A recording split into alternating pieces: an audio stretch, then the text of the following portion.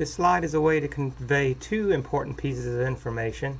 Not only that toluene here is more reactive than benzene, it undergoes substitution faster, but that there's also this preference for ortho and para substitution and not much meta.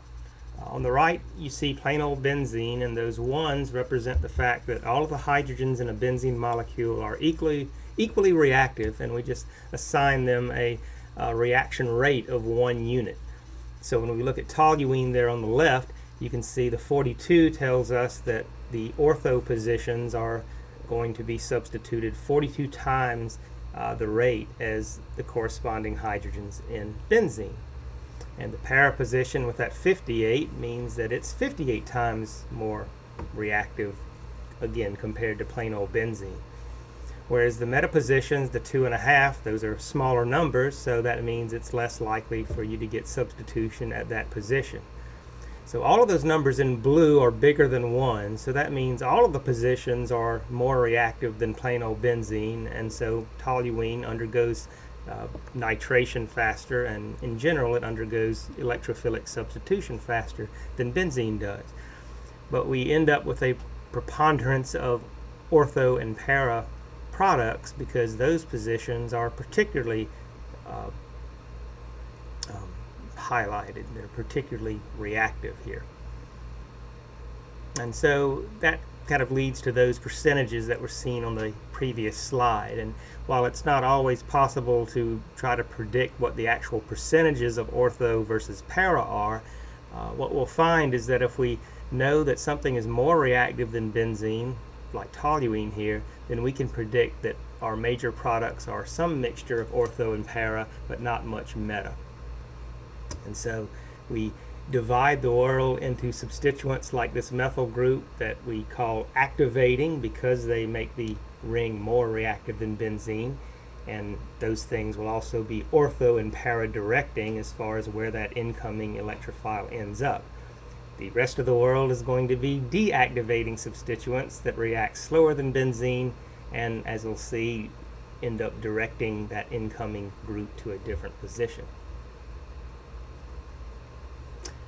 Other things that activate the ring besides methyl groups, if you look at the table that's at the very end of these notes, you see how things are broken apart. In fact, let me glance down at this table. It's kind of small to read here on the screen, but at the very top you have what are called activating substituents, pretty much listed in the order in which they speed up reaction of a benzene ring. And right here in the center, highlighted in pink, the standard of comparison here, that is representing plain old benzene where you just have hydrogens on the ring. And so you can see about half of the substituents are above that position. Those are all substituents that make the reaction go faster than plain old benzene.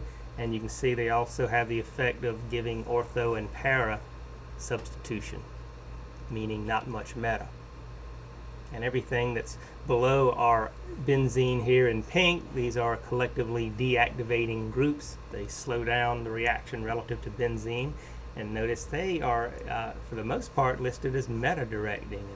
And so there's this oppositeness in terms of rate of reaction, and there's also these two groups that are the opposite in terms of how they direct that incoming electrophile.